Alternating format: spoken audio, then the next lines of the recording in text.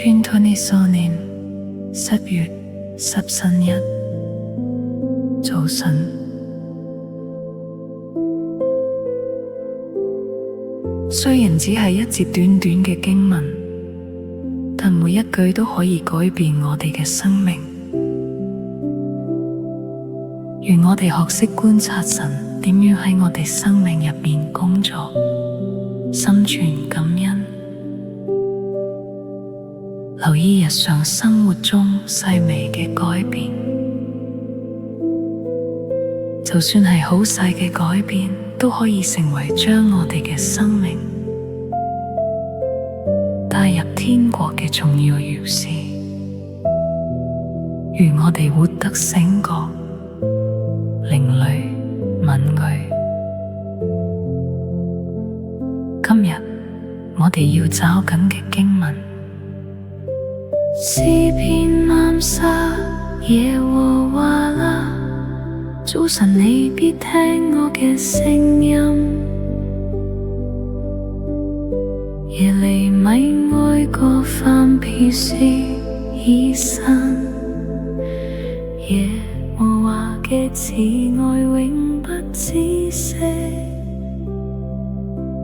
他嘅憐憫每日都更新。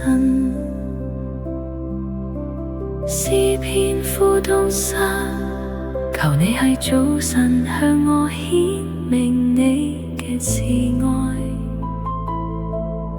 以賽亞呼東沙，耶和華，求你每日做我哋嘅力量。詩篇59:69，我要歌唱你嘅能力。早晨，我要讚美你嘅慈愛。馬可福音因散發天微光，耶穌已經起身去祈禱。箴言80篇，殷勤尋求我嘅，必定尋見我。主啊，喺呢個清晨，用你嘅話語裝備我哋，求你以大恩聽我哋嘅祈禱，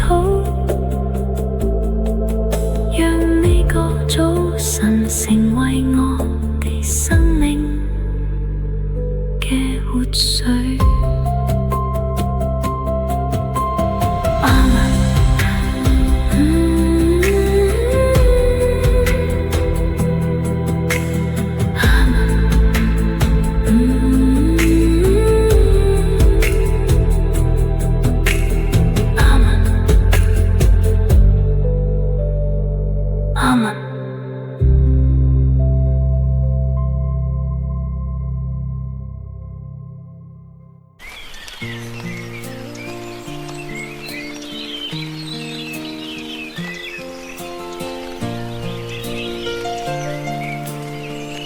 早朝2026年七月6日、今朝共に分かち合う神様のお言葉です。朝に私にあなたの恵みを聞かせてください。私はあなたに信頼していますから。私に行くべき道を知らせてください。私は私の魂をあなたに捧げていますから。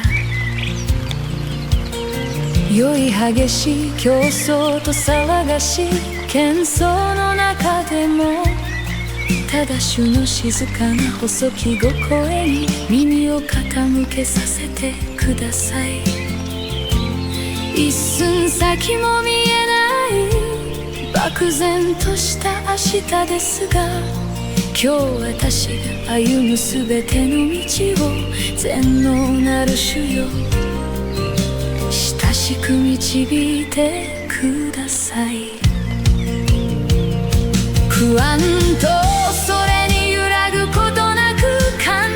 な信頼を持って私のすべての弱さと魂をただ主のご腕の中に完全に委ねます。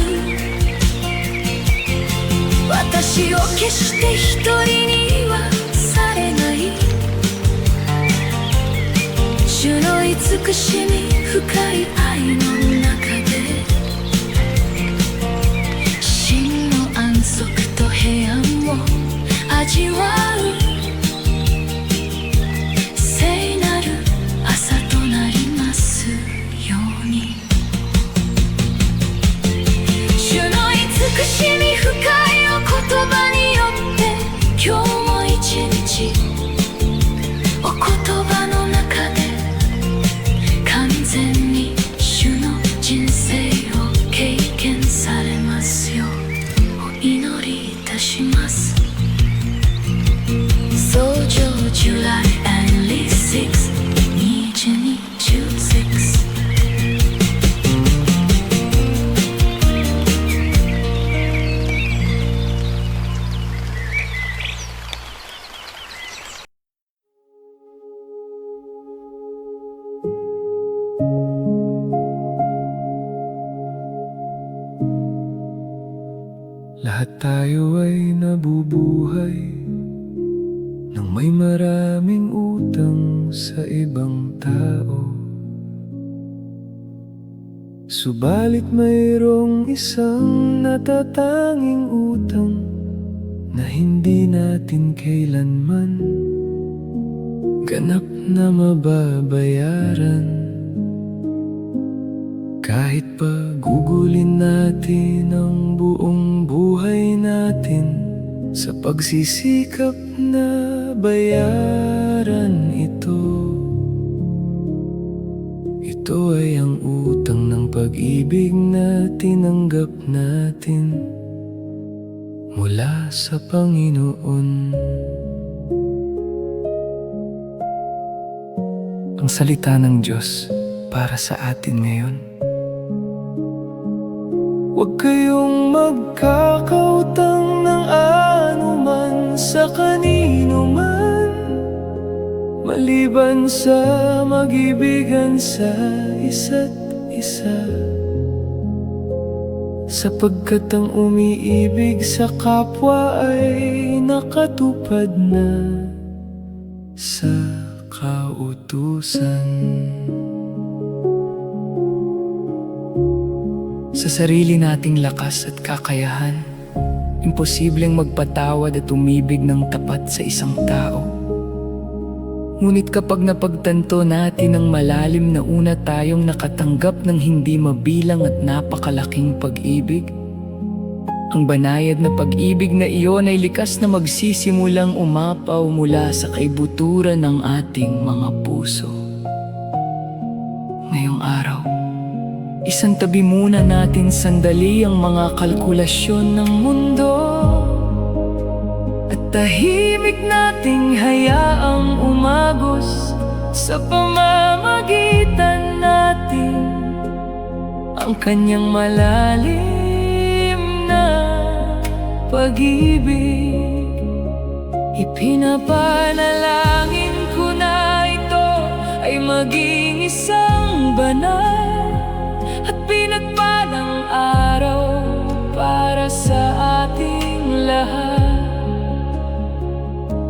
Ito ay sadyang tila isang himig ng pag-ibig.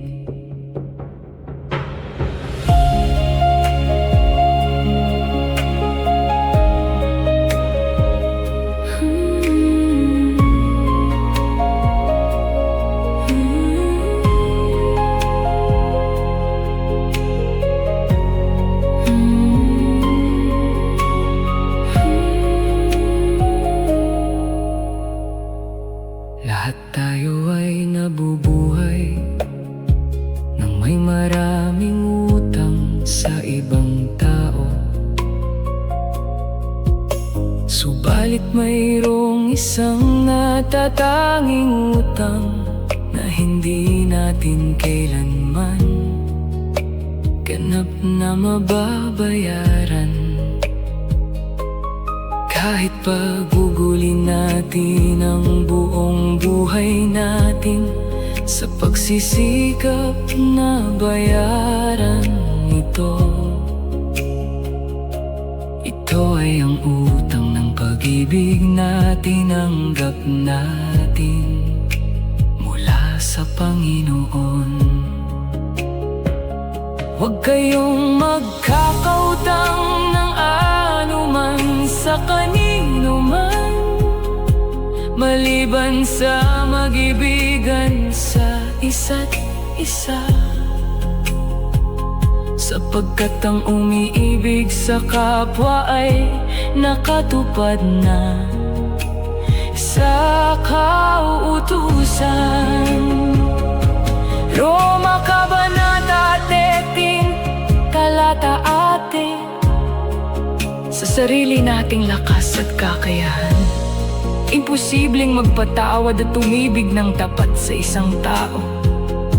Ngunit kapag napagtanto natin ang malalim na una tayong nakatanggap ng hindi mabilang at napakalaking pag-ibig, ang banayad na pag-ibig na iyon ay likas na magsisimulang umapaw mula sa kaibuturan ng ating mga puso. Ngayong araw, isang tabi muna natin sandali ang mga kalkulasyon ng mundo at tahimik nating hayaang umagos sa pamamagitan natin ang kanyang malalim na pag-ibig. Ipinapanalangin ko na ito ay maging isang banal at pinagpalang araw para sa ating lahat. Ito ay sadyang tila isang himig ng pag-ibig. Ngayong umaga, sinisimulan natin ang ating araw sa katahimikan habang nagninilay sa pag-ibig ng Panginoon. Kung ang malalim at tapat na pagninilay na ito ay nagdala ng init at kapayapaan sa iyong kaluluwa, mangyaring ibahagi ang liwanag ng Ebanghelyo sa pamamagitan ng pag-subscribe at pag-iwan ng thumbs up. Pagpalain kayo ng Diyos.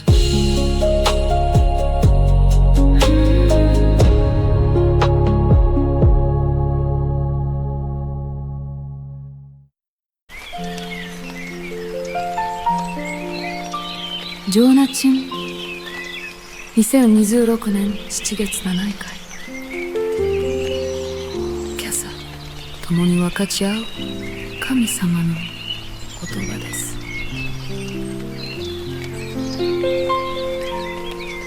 主を恐れることの中には強い信頼があり、その子らは酒どころを得る。主を恐れることは命の泉であり、死の穴を逃れさせる。民の多きは王の世界であり、民の少なきは禁酒の滅びである。怒ることを遅くする者は大いなる聡明があり、気の短い者は愚かさを表す。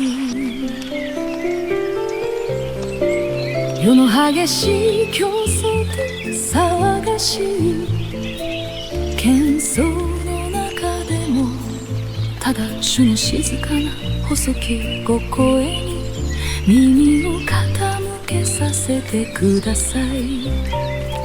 一寸先も見えない漠然とした明日ですが、今日私が歩むすべての道を全能なる主よ、親しく導いてください。不安と恐れに揺らぐことなく、完全な信頼を持って私のすべての弱さと魂魂を正しいご腕の中に完全に委ねます。私を決して一人にはされない、無種の慈しみ深い愛の中で死の安息と平安を味わう聖なる朝となりますように。この宝座ことの御言葉を通して、お言葉が私たちの人生の中で完全に大きな喜びとなり、私たちのそれぞれの宣教の働き、左翼と日々の生活の中にもう一つの御言葉の驚くべきおがばが力強く現れますよ。心からお祈りいたします。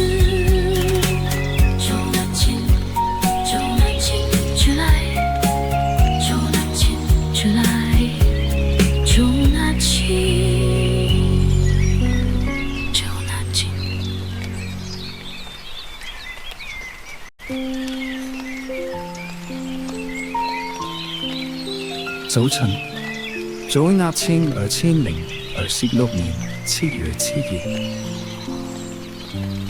今朝早同大家一同分享神嘅話語。敬畏耶和華的大有專靠，他的語語也有別難所。敬畏耶和華插着生命泉，可以使人離開死亡的橫禍。帝王榮耀在乎面多，君王衰敗在乎面少。不輕易發怒的大有聰明，性情暴躁的大善如王。喺世俗喧囂嘅激烈競爭同埋嘈雜嘅噪音之中，求主由得我哋只係側耳傾聽你微小而溫柔嘅聲線。雖然聽日係一個連一步都睇唔清、模棱兩過嘅未來，但求全能嘅主今日親自引領我將要踏出嘅每一步路。求主令我哋唔好被焦慮同恐懼動搖，帶住完全嘅信靠，將我所有嘅軟弱同靈魂完全交託喺主嘅懷抱之中。願呢個係一個神聖嘅早晨，係永不丟棄我哋嘅主。那慈愛嘅愛入面，盡情享受真正嘅安息同埋平安。因着呢幾句箴言嘅話語，我又衷心祈求上帝嘅話語能夠完全成為我哋生命中嘅大喜樂，並且等另一份神聖嘅話語工作能夠有力咁牽引喺我哋每個人各自嘅事工同埋日常生活之中。早晨，有神，早阿千就來。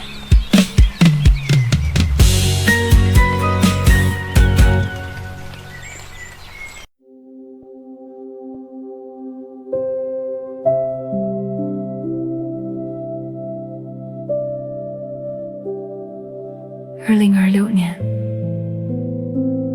美好的早晨，你是否曾突然想到，如果我一直认为正确的事情，其实并不是正确的，该怎么办？那些你一直信任的想法开始动摇，思绪不断延伸，使你的心变得不安，整天感到混乱与烦乱。但因着主再次扶持我们软弱的心，今天我们仍不致跌倒，即使在许多罪中，仍能抓住力量继续向前。你今天的心情如何呢？把今日主赐下的经文真言洒无力，你要专心仰赖耶和华，在你一切所行的事上认定他，他必指引你的路。诗篇35部，当将你的事交托耶和华，并依靠他，他就必成全。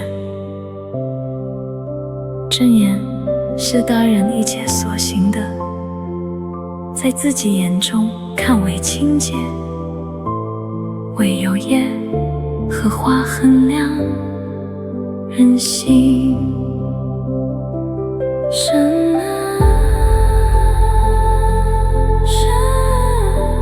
求你监察我，知道我的心思，引导我走永生的道路。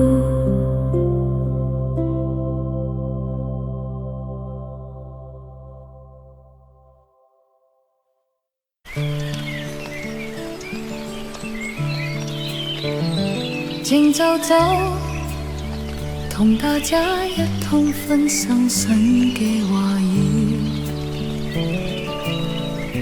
求你使我清新得聽你慈愛的話，因我倚靠你。求你使我知道當行的路，因我的心仰望你。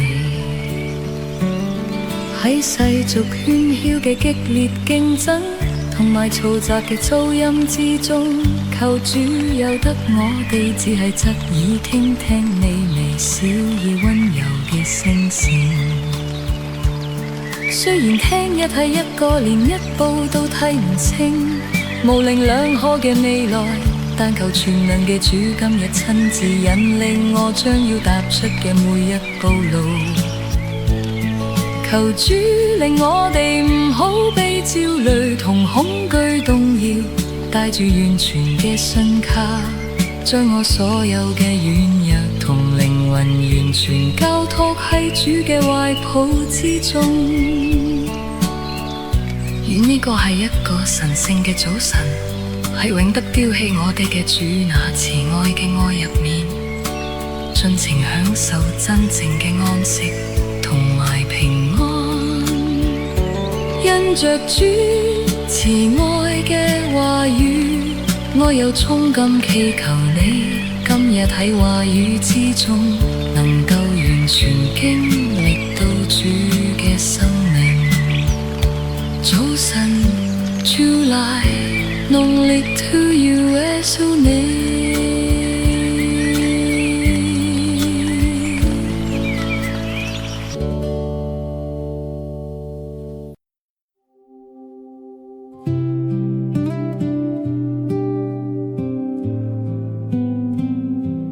早晨，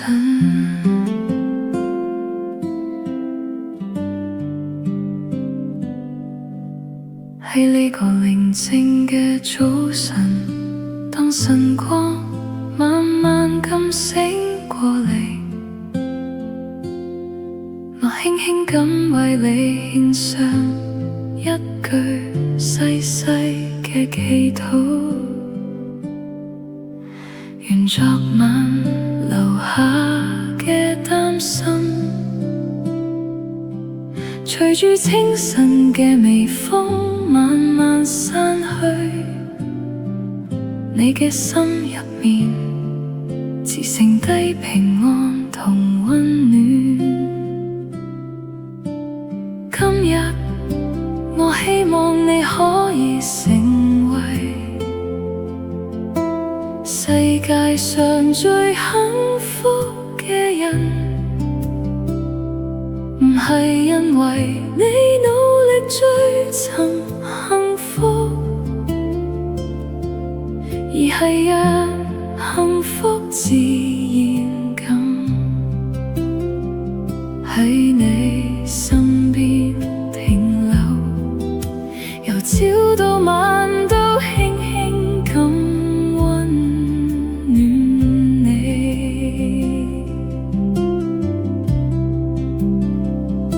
願你每一步都被無聲嘅祝福陪伴，連細細嘅巧合都變成溫柔嘅禮物送俾你。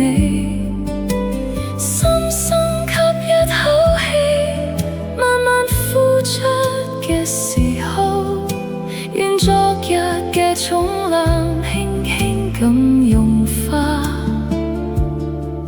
只剩今日嘅光同安寧，留喺你身邊。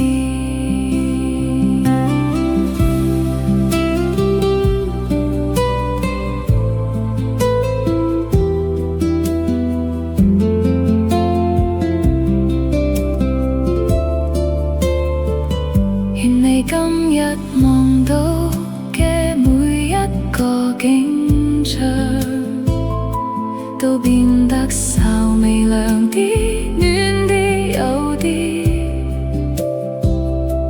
好似都特別照顧你咁。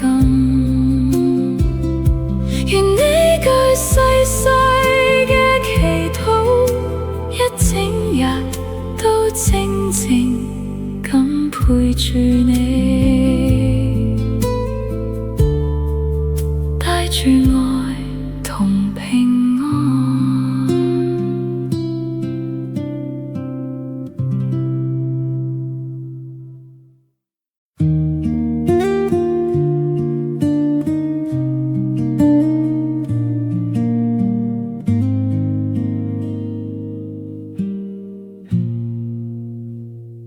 我們每個人在生活中都對他人欠下了許多債，然而有一筆債是我們即便用盡一生去償還，也永遠無法完全還清的，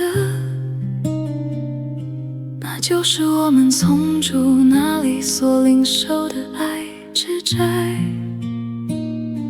凡事都不可虧欠人，唯有彼此相愛。要常以為虧欠，因為愛人的就完全了律法。羅馬書第13章8節，憑着我們自己的力量和能力，要真正去原諒和愛一個人是不可能的。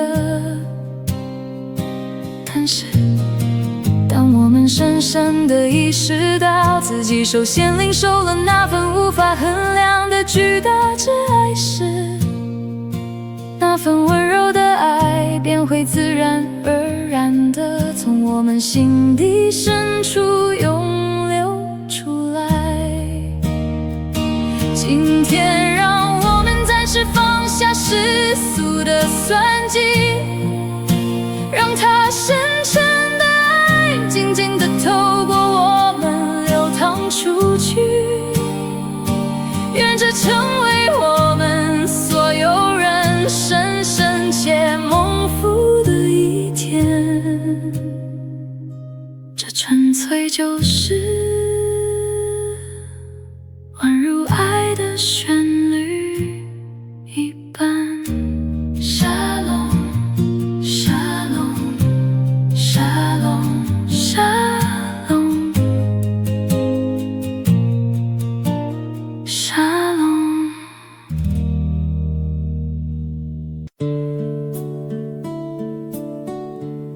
早晨，今天係一個蒙福嘅主日早晨，讓我哋一齊挑戰自己，看看主嘅一句話會喺我哋嘅生命中帶嚟點樣嘅改變。今朝我哋一齊分享嘅神嘅話語係：應當一無掛慮，只要凡事藉着禱告祈求，帶着感恩嘅心，將你哋所求嘅告訴神。神所賜超越一切理性嘅平安，必喺基督耶穌裏保守你哋嘅心思意念。今日比雪非默思，今日我祈求，當我哋將世上所有嘅憂慮同擔心交俾主，以感恩嘅心禱告，並耐心等候嘅時候，我哋能夠親身經歷他話語嘅大能，並見證喺我哋生命裏面所發生嘅改變。願你喺主嘅平安裏度過一個得勝而聖潔嘅一日。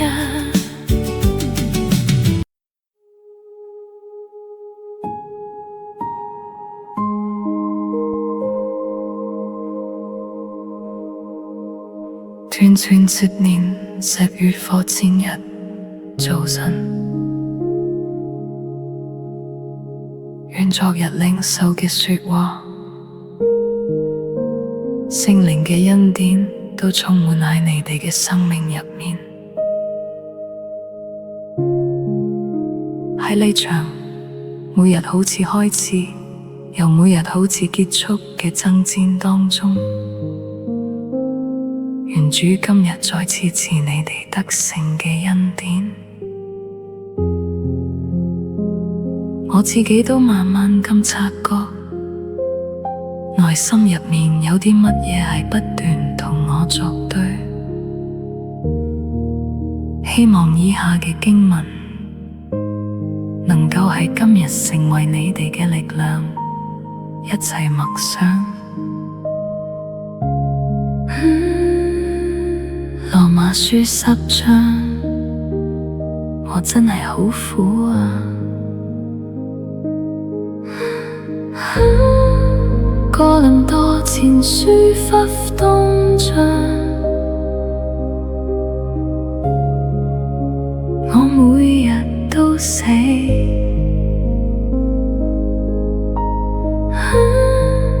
加拉太書5章，肉體嘅慾望係同聖靈對抗。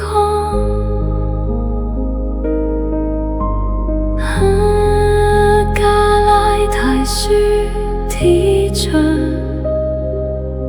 而家活住嘅唔再係我，就算我跌倒，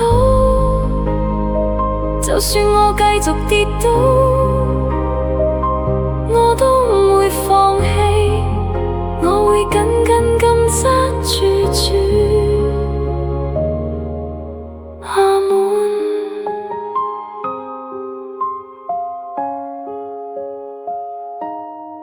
阿門。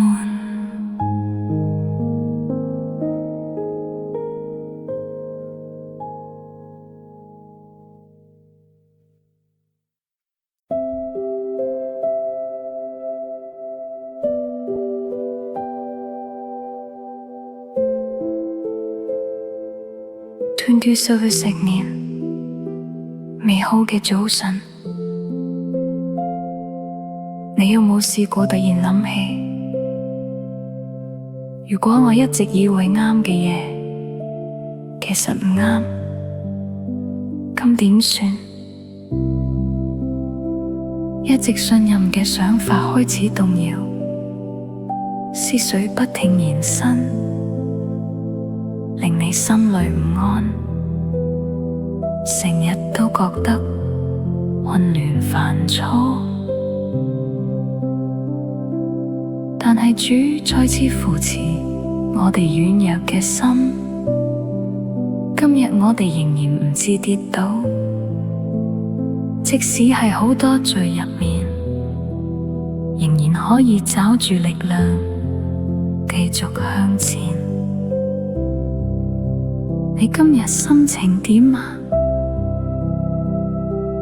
嗱，今日主所賜嘅經文，箴言3:6，你要一心依靠耶和華，喺你一切所行嘅事上認定佢，佢必指引你嘅路。詩篇30番，當將你嘅事交俾耶和華，並依靠佢，佢就必成全。箴言悉心推，人所行嘅，在自己眼中都係清潔，但耶和華衡量人心。詩篇3大頭翻神，神啊，求你監察我，知道我嘅